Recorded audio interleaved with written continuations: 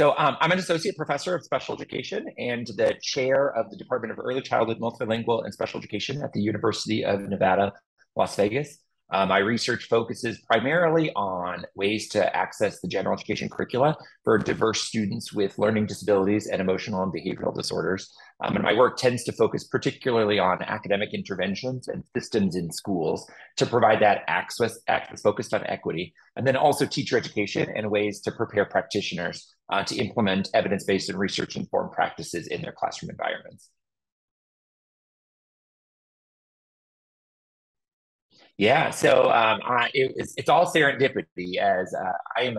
heavily involved in the Council for Learning Disabilities, which is an international organization focused on research and practice for the field of learning disabilities. And through that collaboration, I got the opportunity to partner with folks from LDA and from DLD in a panel to talk more about current issues related to the education of students with learning disabilities and how we can improve the quality of life with kids with LD. And I got the great opportunity to work with several folks from LDA, learn more about your mission, et cetera, and learn about LDMJ. It was a hidden gem and a hidden treasure of a journal that I was not super familiar with. And so a doc student and I worked to write for publication a couple of years ago for LDMJ, had a great experience. And I'm very impressed with the approach that LDMJ takes to disseminating knowledge in the field of learning disabilities, focused on research and conceptual theories, but then also practitioner and policy-oriented pieces. And so I really I was drawn to the idea that it's a one-stop shop to put the best information forward about how to best support the outcomes of individuals with learning disabilities. So when I was approached about serving as the interim editor, I jumped in and said I'd be very happy and honored and humbled to serve alongside and think through how we can continue to get the work that's published in LDMJ out into the field in hands of scholars and practitioners that are doing such awesome work around the world.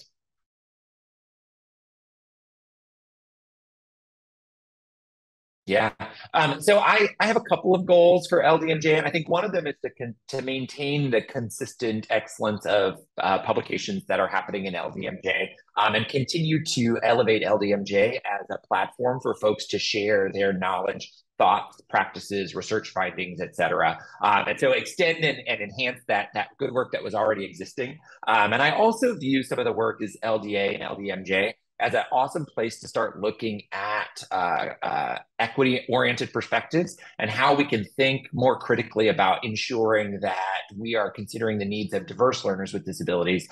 diverse teachers in the field of learning disabilities, and finding opportunities for authors who are doing different types of methodologies or answering different types of questions to be able to propose those thoughts and structures within the academic journal of LDMJ. And so I think it is continuing that good work that we're already doing, and then also finding ways to highlight and give voice to some new innovative thoughts within LDMJ. They're constantly, my research, my passion, my teaching is always focused on equitable outcomes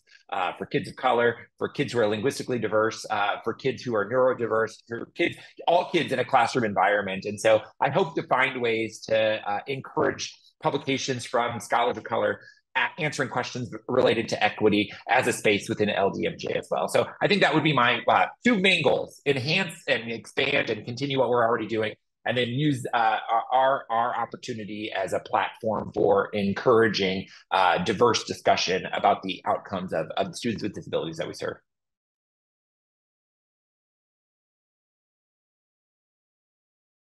I encourage folks to think about LDMJ as a publication outcome. We are building up queues and really trying to build up editorial boards. So continuing it as an avenue for dissemination of knowledge, but then also if there are individuals who are interested serving as reviewers or participating in the academic process, particularly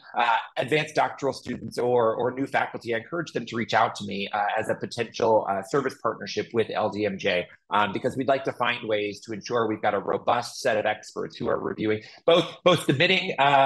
pieces for us for consideration, but then also serving on review boards and giving different perspectives on the review process. So anybody interested, feel free to reach out to me and I'd be more than happy to find ways to connect with you related to the work of LDMJ.